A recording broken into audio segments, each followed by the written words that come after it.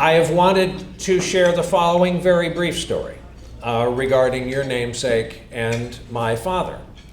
My father, Gordon Williams, we lost him 2 years ago at the ripe age of 94, was the proud product of Framingham, Massachusetts. He was a very odd combination of someone with empathy in life, but also very smart and a rather taciturn New Englander. People, old-timers of the era, said he reminded them of a Silent Cal, Calvin Coolidge, former president of the United States, who was known for his ability to light up a party.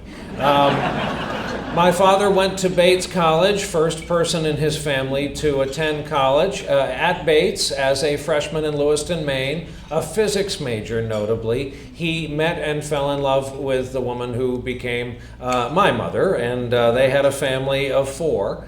And my father got out of Bates College and did what every person of his generation did, and he joined the U.S. Army to go fight in World War II. Because of his intellect, and he was a high IQ guy, he tested out of the infantry. And it was a life-saving test result in those days, but he wanted badly to serve. And he proceeded to achieve every rank all the way up to captain. He showed an affinity for rehabilitation, and he showed an affinity for being a straight-up guy who dealt with facts, but also with enough empathy so that you felt you were being cared for. That led to an assignment at Brooke Army Hospital, where my dad ran the ward for rehabilitation for the blind, mostly powder burns from phosphorus and other ordnance. He built himself a little cart with everything he and they needed during the course of a day. It would have newspapers and candy and blankets, and they all knew he was coming, and they got to know my dad. And one day, in keeping with everything else we know about her, all he knew was a special guest was coming to Brooke Army Hospital in Texas, that she wanted no attention. And when he showed up to greet her and walk her around the ward, her request, he realized, of course, it was Helen Keller. She met him and needed to know how he looked, so he got the cursory one-handed once-over from the great woman. And this was unusual for him. This was not a tactile guy. People, New Englanders, even after 50 years of marriage, don't customarily feel each other at all. I think this was let's go ahead and say this was a first for Gordon Lewis Williams.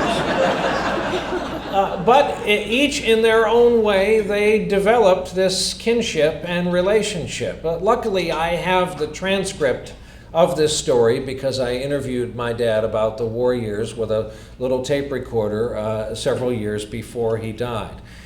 He was able to really achieve what he wanted in the U.S. Army when he was named the head of Cushing Army Hospital, because that was home.